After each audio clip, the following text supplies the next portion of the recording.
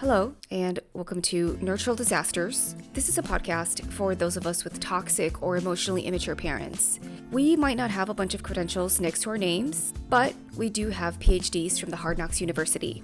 Basically, we want this to be a validating space for adult children of parents who had no business having children. Welcome to episode 2 of Nurtural Disasters with Ken and my friend Lisa. Hey guys, for our first episode, we have like 2 listeners. Yeah, we have 2 listeners. But in our defense, we just uploaded last night, our first episode. This is, It's not like we begged our friends and family you told one person, and then I told another person. So our capture rate is like 2 out of 2. So that's pretty good. Actually, I told 3 people. And I'm waiting for that third person. Well, I'm hopefully, can you imagine, we'll just listen to this maybe like a year or 2 down the road, and we'll have, hundreds, maybe thousands. Probably That's like a pipe millions. dream. But yeah, right. We're not doing this for clout or money, or at least that's what we're going to hear later on and be like, oh, yeah, that was us. I'm here for that. We were so humble. We were so humble before. What were you thinking? Humility's for losers, I heard. So, Lisa, we're going to talk about an interesting topic today. Something just came up in the news and pretty much at the right time for us to look at. Yeah, well, I was kind of on the fence about talking about it because it was kind of trendy. What I mean is that all of the online mental health professionals and psychologists and life coaches are talking about Brooklyn Beckham, the son of your favorite Spice Girl, Ken. Ken loves Posh Spice. She is. She was my favorite because when I was younger, she was like the pretty one, that was the cool one, the quiet one. Like, she didn't say a lot, so you just imagine her being kind of like aloof about things. Like, I'm just, I have this persona I have to keep up, and that's somehow very attractive. Really, I like Ginger Spice. She was my favorite Spice Girl. I think a lot of people liked they like Baby Spice. I think people like Baby Spice, right? Yeah. I don't know. I think everybody picks their spice, right? Like, yeah. What a odd time we lived in back then. You like Spice Girls? I mean, I like some of their songs. And it's funny because Posh, her son, Brooklyn, as everybody knows, I'm sure, he put this scathing post on Instagram on his stories about everything that happened.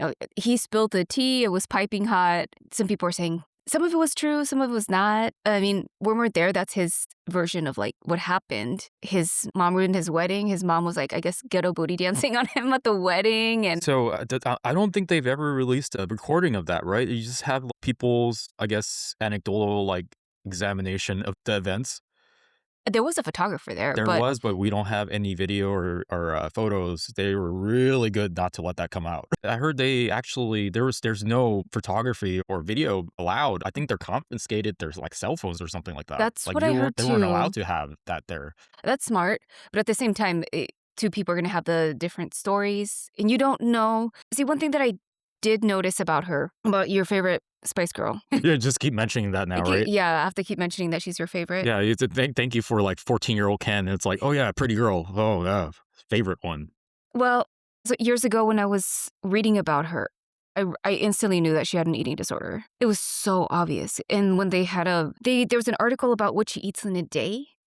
She does not deviate from her diet. It's very strict. She only eats grilled fish and vegetables for dinner, and she eats that every day. Even if she goes out to a restaurant, she still has to eat that. It's interesting because there was a video of her on her birthday, and instead of a cake, they had a watermelon, but it was cut to look like a cake. And I thought, dude, even on your birthday, you're still going to be so miserly. And I thought, her kids must be so miserable dealing with a mom like that because they have to cater to her eating disorder all the time. Well, I think they have a modern term for that, at least in the past couple of years. They call that an almond mom. A lot of times it's a cover for eating disorders. Well, it's a personality-based eating disorder. You're literally thinking it's a healthy sort of eating, but it's an eating disorder, sort of. It kind of reminds me of the orthorexia, if you're familiar with that. I'm not familiar with that. It's when you only eat healthy food. You don't eat no junk, nothing processed, but it's such an extreme that turns into an eating disorder. And that's what I feel like for the most part. That's her eating disorder, and the only time she goes wild is when she has a glass of wine or she drinks tequila. The tequila part doesn't really surprise me because a lot of people who do keto, they actually can drink tequila because agave's low on the glycemic index. So it doesn't spike your blood sugar. I don't know if you've known people who are keto or low carb. And I know because I used to bartend. So a lot of people were just like, just tequila shots. And I'm like, I'm keto. I'm like, I could tell. Anyway, but when I was thinking, it's very similar to like when a parent has an addiction, because I'm not sure if you've known people with eating disorders and how eating disorders are very consuming. I mean, they can be even debilitating. The whole family has to revolve around your issues. So the child's needs become secondary. And when I thought, oh, those kids, those poor kids, they're going to get so fed up. Yeah, it's just exhausting to be around people like that and having to deal with it. And so it doesn't surprise me that finally someone spoke up. But I think it probably took someone from the outside like him, like Brooklyn, for someone probably comes from the same background as Posh. Because what's her name? I don't know. Okay, Nicola? His wife? Yeah, his wife. Yeah, Nicola, yeah. Nicola. So, yeah. Yeah, so it's a very interesting situation because I didn't even know a lot about this. I forgot that because they have a lot of kids, David and Victoria. So I didn't know one of the kids was named Brooklyn. I was like, you named your son Brooklyn? I was thinking Brooklyn, every Brooklyn that I've ever met is a girl. So might be the first Brooklyn male that I've ever seen. So yeah, but I don't think he particularly put his parents on blast publicly. Like he did post on his social media very kind of cryptic stories, right? It was not cryptic. Well, it's like it came out. Well, we want to say it's like it kind of came out of nowhere, but it came from somewhere. So it's kind of like, oh yeah, we know something about a person, but they've never kind of like dropped this breadcrumbs out. Well, for my understanding was that what happened was a week before he spilled the tea, people were noticing on social media that they had unfollowed each other. So that was kind of a hint. But I guess this has been happening for years. Usually something like this, it culminates after years of pent up resentment. Yeah, it's kind of like your limit, like you have like a threshold that you have, and then there becomes a limit where it just kind of like it has like a breach. And then once that breach happens, you either leave or you throw like a kind of like a tantrum. And he kind of found his exit. He found a door and he was like, I'm just gonna go. And that's usually how it is. Yeah, because I feel like he can't be controlled with money like his other siblings are. It's an odd thing to be controlling your child with money. I have personal experience for that. Like my dad does not have even close to the same amount of money of the Beckhams, but he still kind of uses money as leverage. He does things like, I'm going to cut you out of the thing. And it works for a little bit. It works when you're a young adult, a child. That's like the most threatening thing you could have, because when you're growing up, your parents threaten you of like kicking you out of the house, cutting you out of the will when you get older. Like you don't have a solid job. You may have just came out of high school or college and they tell you that it's like a power dynamic. It's like, I have the money, I have everything. If you do something that I don't like or you don't stand in line, I'll take it all away from you. And that's pretty much, I'm pretty sure that's what happened here. The only problem is I think he probably has his own nest egg. And here's the thing, the family he married into, Nicola's parents, like he's a billionaire. Like the dad is a billionaire. So it's a very, that leverage doesn't work anymore, that money leverage. So she's kind of I'm assuming they're using a different type of leverage at this point, because the money is not the thing that could like deter him from leaving or use it as leverage for him to come back to the family, right? Yeah, I totally agree with you, Ken, because I think that financial abuse is the lesser known abuse that people are aware of. The fact that, like you were saying, he married into a billionaire family, so he can tell them to go themselves. Especially when Victoria was probably like, no, imagine being in a restaurant with your mom and it's like, I only eat vegetables. Or it was a British accent. Oh, I only eat fish and vegetables. Wait, is that what you think of British accents? I was like, yeah, I've been to London. I know that's how they talk. Oh, governor. I find it so annoying that the British could just do like American accent without any issue, and we can't do like a British accent without like them laughing at us. We just like, hello, governor, I only eat fish and vegetables for dinner. Everybody has a Cockney accent. Everybody sounds like British. Well, the thing is like even as let's say like, oh yeah, she's my favorite Spice Girl. Even back then, she looked like she was very like difficult, like to deal with. Like sharp. I think a lot of when they were finding personas for each of the girls, they're like, what could this girl do, like close to their personality, probably as close as we can. And then they just looked at her and be like, okay, you'll just be like the quiet, cool one then. Let's just we can't do high maintenance Spice. We'll just do Posh.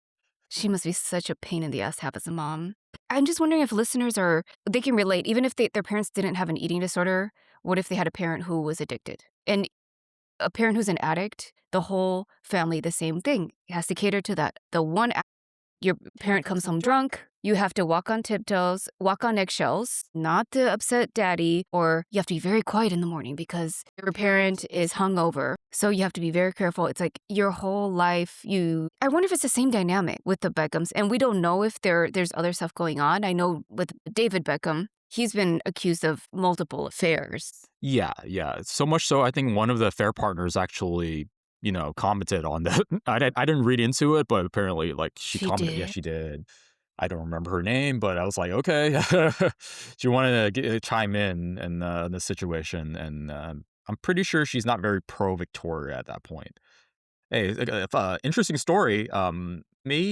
Maybe a couple years after college, I was actually working in West LA at a shoe store, and I went to Chipotle, and I was right behind David Beckham at a Chipotle in Beverly Hills.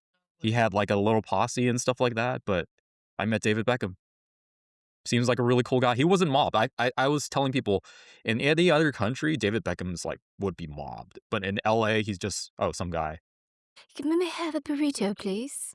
I wanted to take a picture with him, but I had like no. I was like, well, I'm not a girl, and David Beckham. No, I think this was during the time he was playing for the LA Galaxy, so he was just in town a lot because of that. But that's my experience with David Beckham. So I've never met him, but I think I would stare at him because I think he's very handsome. he's a very handsome man. He is. If he didn't play, if he didn't play football, like he would just be a model. For sure, I think he's a model, right? Most of the time, like even His endorsements. outside, yeah, endorsements. Like he just plays soccer, and he's just a good looking guy, and you can market that. Yeah, for sure. That's probably part of his appeal too. Like, was it the Cristiano Ronaldo? I don't follow soccer, but he's very handsome too. He is a very handsome man. So it's easier to advertise an athlete when they're very good looking. Like it's just E- makes their job so Oh, much easier, right? even if they're like a horrible athlete, like Anna Kournikova or something, they suck. Well, the thing is, I want to stand up for Anna Kournikova because she might be considered not as good as other people, but remember, she's a world class athlete. So she at a certain time in the world was probably like a top 20, 30 woman player in the world. We might not give attention to someone that's like ranked 30th or like even 15th, but when you're attractive, it helps. But she's definitely no slouch. Like if she plays like even like a top like club player that's an amateur, she'll like destroy him. Like we don't understand that because Oh yeah, she would destroy me. she is not a normal tennis player. Like she's an elite tennis player. It's just that she played in a time where a dozen women were better than her, and that's not something to be shamed. I think. But currently, it's a Winter Olympics just started. I always think in my mind that the slowest person or the person that comes in last place at an event is the best person at that thing, that sport in their country. Think about that. Like that person that's let's say like snowboarding, they come in last. That person is the best snowboarder in their country. We don't view it as that, do we? We're just like, who gets the gold? Who gets the? Some people, it's just like it's just great being there because I'm the best at this in my country. I don't think we put that into perspective. So Anna Kournikova, at a time, she was a world class athlete. She was a very pretty world class athlete, and that's why you marry a celebrity at that point. Yeah, and then I mean I don't follow the Beckhams, but I think there was a. That's right. So in response to that, David, cutie, right? No, I guess he posted a picture of all his with him and his kids, except for Brooklyn. My kids make mistakes. I'm like, your kid's 27, but it's just the fact that you left your kid out. It kind of says a lot. It's petty, and when I see a parent being petty towards their kid versus more trying to understand them, like if you're trying to put yourself in your child's shoes versus being like defensive, it's like it's very telling. I think it's like a power dynamic too. The parents don't want to admit that they're wrong at that point, and plus they don't want this family's kind of like spat to be like in the public. So it's very interesting what's he gonna do next because he's getting advice to just lay low and just let it be. Don't be in the public. Oh, there was an article I read, I think it was yesterday. He had a tattoo of his dad and he was getting it removed. Wow. So on my point, it's like there's people telling him to just lay low and stay quiet, stay out of the press. There's nothing positive you could do, like coming out in public about this. This is as public as you should go. His father-in-law actually told him that, and he's a billionaire, and he's like, "You maybe you should just let it be. Don't draw any more attention to it. It can't improve the situation." I think he got like advice from Meghan Markle. She had her own situation with the royal family, and I think she even told him, "Hey, you should go on to like a talk show like Oprah and just do a tell-all like I did." So that's two very different things. You go on Oprah still has a lot of clout. You go on a show and you're airing out your dirty laundry. I don't even know what's the correct thing to do at this point. You are so right because there were people, they're so mean to Meghan Markle. I don't really know a lot about her, to be honest. So they're like, they talk about she's a gold digger, she's manipulative, she manipulated Prince Harry. She isolated him from his family, so she can manipulate him more. And I have no idea about that. I really don't give a shit about the royal family. Well, yeah, you bring up a good point because if you see that, there might be the royal family, so they have. I think they have maybe like something up their keisters, but yeah, you bring up a point that makes you think about what do they call it? It's kind of like they put a scapegoat right there, right? They talk about it in narcissistic relationships. They'll have a scapegoat, especially if it's like a partner, like a parent, and like they don't like the partner. They'll just say the partner manipulated their child to, not obey the parents. And then they're saying the same thing about Nicola as well. Yes, they're pretty much putting her as a scapegoat. And yeah, I think Meghan Markle was in that situation. They scapegoated her. But the media was they were so rude to her. Well, they viewed her probably as a commoner. I think they still had the old expectations of A colored commoner. she's a very pretty lady, in my opinion. I think she's beautiful. I used to watch Suits when she played the paralegal, and I thought she was really pretty. But I could see the royal family just being like, "Our bloodline is so pure. We do not want to taint our bloodline," or some. Well, the thing is, if you ever live with a parent that's like that, like my dad tries to, blame my fiance for how I am acting, but that's just scapegoating her. So it's a common tactic with narcissistic parents, right? And I will say your fiance, for the record, is the sweetest person I've ever met. I love her She's to death. so nice, so sweet, and she always tries to give people the benefit of the doubt, even if they don't deserve it. I tell her not to sometimes. Just let it be. I brought the one thing I knew about her is she might have moments where she's very sassy, but I know it's like from her personality really is that she wants everybody to just like be okay with her. Like she gets worried when people don't like her or they say something mean to her, and she takes that to heart. And I think that anybody that has that kind of outlook on life and just how they just want to be like accepted, like you don't have to love her, but you just don't be mean to her. She worries so much about that. And I don't feel like a person like that, I don't think could really be super malicious. She's not malicious Yeah, because at she all. worries about how other people are. I think there's like a and it's not like something that's like like she's faking it. There is like she does have empathetic qualities, like an empath, and she sees if someone may be in suffering or something like that. And she not only that, and she sees this in animals too. So when we picked up like our stray cat, like she was so sad that the owners didn't want the stray cat back. Like she cried for the cat. She has a really big heart, and I hate it when people pick on people like that. Well, that's the thing. My dad kind of picks on her because there's a situation. I don't want to talk about how the situation happened right now, but when I went to therapy and I told him about that, and I worked through 1 or 2 years of just, hey, if I only had stepped in right here and tried to de-escalate this situation, like a kind of like a mini fight between my dad and my fiance, like that would have fixed everything. But then as therapy went on, I realized it's just a moving goalpost. Like my dad would have found something else that he didn't like about her. And that to any ex-girlfriends or anybody else that I've dated that have met my dad, met my parents, I deeply apologize for his behavior because he literally has not ever said anything nice about anybody I've dated. So when you see a pattern like that, you could say like maybe, oh yeah, maybe you just picked the wrong people to bring home. No, they could be as different as I like made a list of it. Like this person, this person, this person. And I asked my cousin who was like who's like a good objective observer from outside, is like, could all of these people be bad to my dad? And then he told me, I was like, well, he's bad because he thinks everybody's bad for you. So that's just how he is.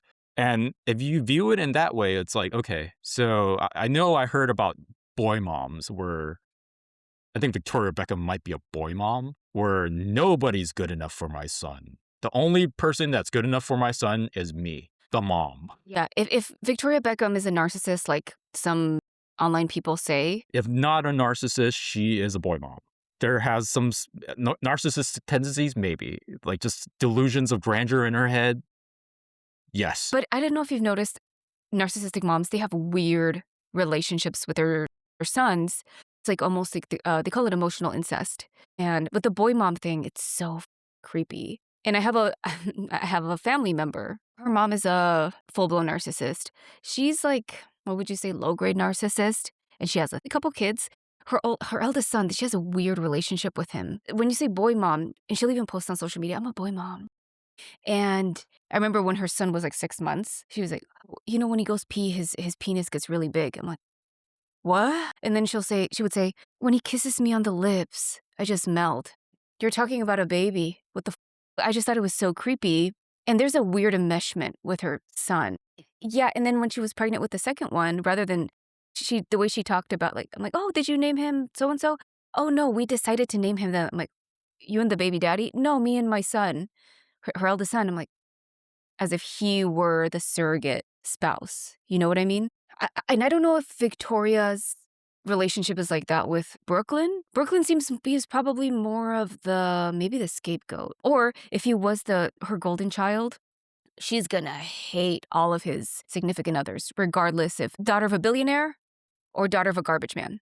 She's gonna find something. I would have thought that based on how they treated Nicola, that she was like a peasant. Nope. Family of a billionaire doesn't have any kind of like terrible things she did in the that is known in the media. So I don't know what it could be, but we all kind of know why. Boy, mom, nobody's good enough for your son. If she could marry her son, maybe that's it. Oh yeah, that's why you call it emotional incest. I think that's what we're thinking. That's probably what's happening. Oh, and I could see Victoria thinking of Nicola as a threat because they can't guilt him with money anymore. They can't financially abuse him like they do with the other kids. Yeah, it's like, oh yeah, what were they gonna do? Bribe him with money? I don't think it worked, right? Even because I think Brooklyn has like probably his own money a little bit. I know he mentioned, was it the Beckham brand? They wanted him to sign on the dotted line. That's right. I'm like, what is this Beckham brand that they're talking about that they needed him to sign on the dotted line? I'm like, is this like signing his like rights, his likeness over anything does with the Beckham name or something like that, or who knows? I think he's famous enough where he can license out his name and image, for different products. Well, at least just the Beckham name. The Beckham name is like you say Beckham, you immediately think David and Victoria. It's just entrenched. But then he refused to sign it, right? I think that's what he said. I think I'm not sure if he said it, but he said it was kind of like a force.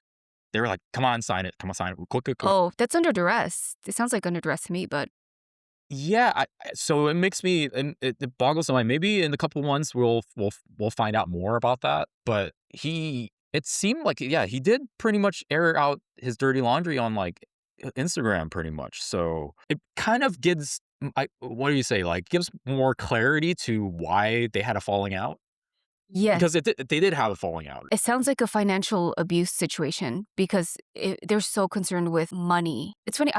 There's a therapist online. Her name is Whitney Goodman. I read her book Toxic Positivity a few years ago, and she said something very good. Like it just came out, and it was so basically about financial abuse. She said the relationship was never unconditional. It was always a transaction, and I was like, oh, right. It was transaction, and Brooklyn said they were so focused on appearances. But that's a very narcissistic family thing. Well, the thing is, they're selling image, right? So they don't want any kind of image. They don't want their image to be altered in a certain way and how they're viewed a certain way. So if he does choose to talk, that could torpedo how they look like in the public. especially in British media and stuff like that. Oh, yeah, he could be yeah, I mean, Harry wrote that book, Spare, that actually your fiancé was telling me about. I haven't gotten a chance to read it yet, but Brooklyn could probably write a book and, spill all the tea. Oh, Yeah, yeah, that would be very interesting. I'd read that. but I always want to bring up that point where they would scapegoat like the spouse, right? That of your child. That's apparently the spouse is influencing the child's combativeness or willingness to fight back and blame them. It's like you brainwash my daughter or my son. That is total BS because that person probably just gave your daughter or your son clarity and courage to stand up for themselves because this doesn't happen out of nothing. This is probably through many, many years of ill treatment, just weird kind of like parenting and stuff like that, emotional abuse. It doesn't happen just for overnight. Your kid isn't. It's very unlikely that they didn't just one day just met a girl and the girl was just like, you know what, I'm gonna turn against them because I love my wife. No, you probably did something to the kid where it's just like, oh yeah, I have a support group now. I'm not afraid to tell you what a piece of shit you are, mom or dad. It gives them courage. It really does. It's like when you have someone else and they love you unconditionally, you gain that courage to talk back against your oppressors. And when you get older, it's like it doesn't make it any easier when you get older either. Like you always know your parents are like your parents, and then there will be people around that'll tell you, "Hey, be nicer to David and Victoria. Be grateful because they pretty much gave you like an empire to feed upon for the rest of your life, right?" We were talking about last time. I'm surprised you didn't bring it up about him being a nepo baby. Well, yeah, the nepo baby, right? They're always gonna be invalidating his experience because he went to the fanciest private schools and had the best of everything. But the thing about him is that he's not educated. He never went to college, as far as I know. He's never really had a real job. He's basically just lived off his parents. I can see how that situation gets more complicated. Yeah, because he is pretty much being funded by what? Mom and dad? Well, probably now his wife. I think it was a rumor. It said that Nicola's father gave her $1 million a month as an allowance. You're laughing. And I thought, okay, if they're even if it's not true, that's still enough money for people for them to live I don't comfortably. know her very well. Does she work? She's a model. Okay, the way I said it, I know a lot of people from wealth that just become models, right? It's like, well, you're pretty, so and your parents have money, so might as well become a model. Gives you something to write on the resume. What were we talking about? Like normal people need resumes. The wealthy do not need resumes. They just need like, hey, hire my daughter.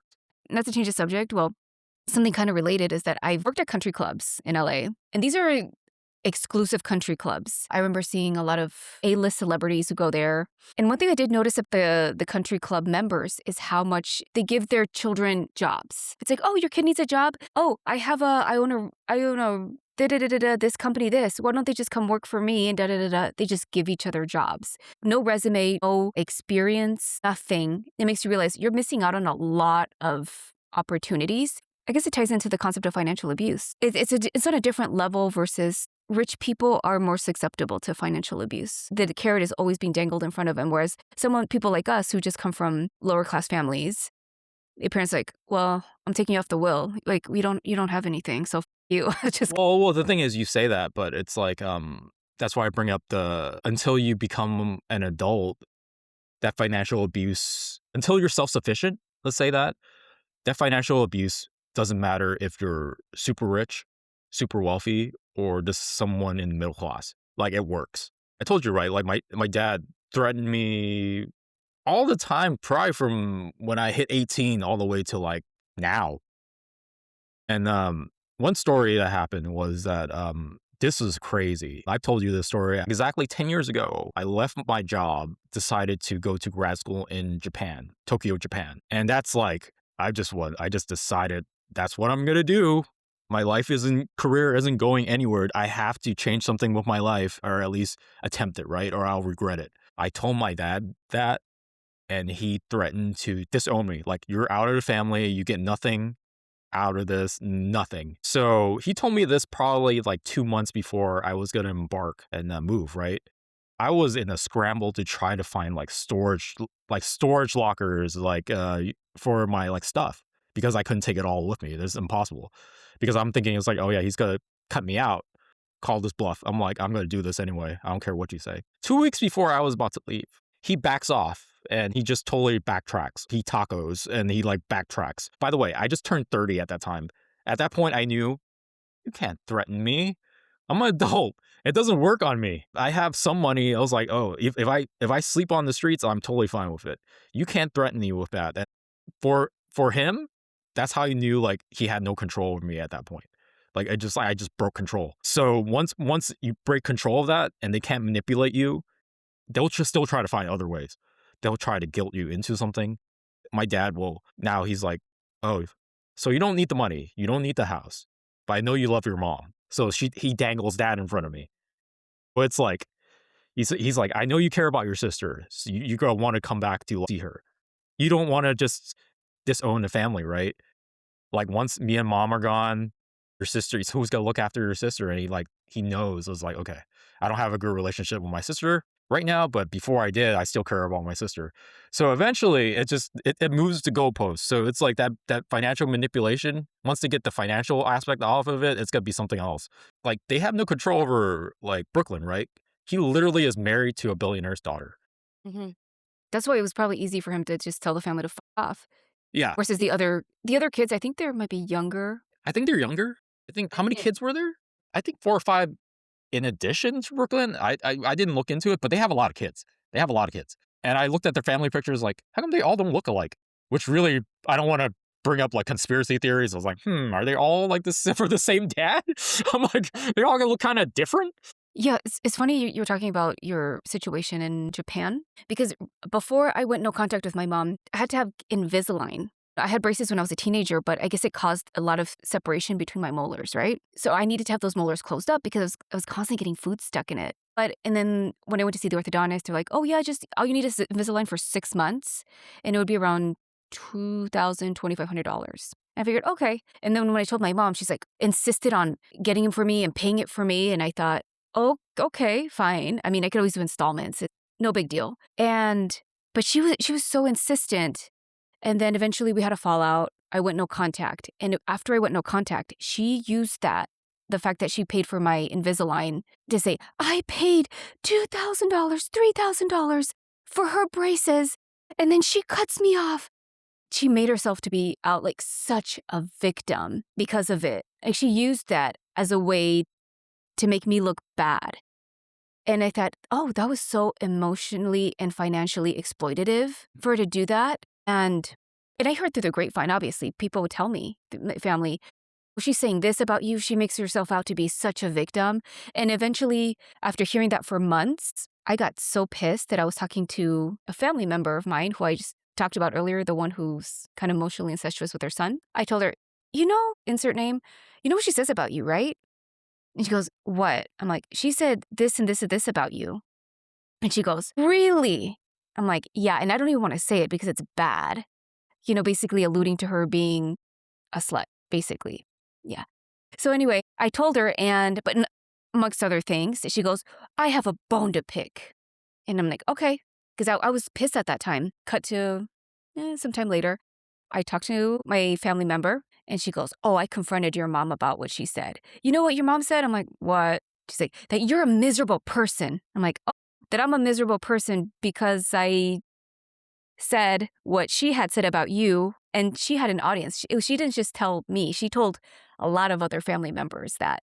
So I have witnesses, but the fact that rather than say, fess up, I said this about you. No, she doubled down and said that I'm a miserable person. So it goes along with the Beckhams, Brooklyn's parents. They double down and say, my child is wrong. I don't know. What do you think, Ken? Anybody that's going to confirm their beliefs that they're the right ones in their parenting, they're not going to snap out of it. Like, even if someone tell them they're really screwing up, I don't think it's going to manipulate their situation at the moment.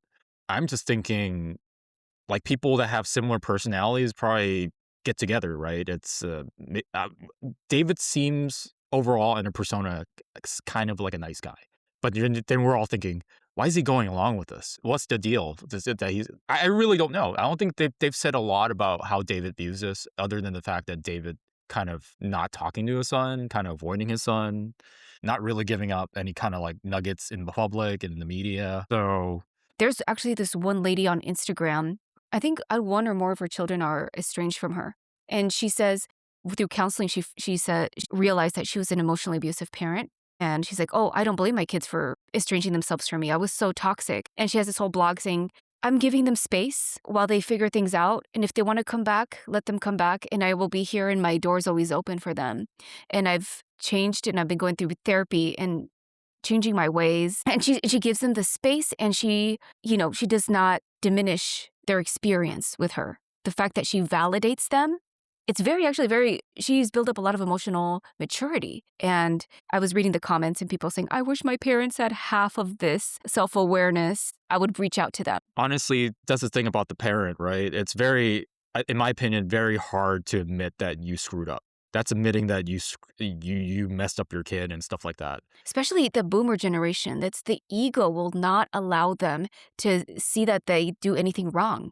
And I'm not trying to boomer bash, but I see that a lot in that generation. And so many of my friends just have these issues with their boomer parents. And, to be fair, they were the me generation, right? Back in the 70s. There's a reason for that. Well, it may be how they were brought up too. They never got the opportunity to call their parents out on any kind of bull their parents did, right? Usually.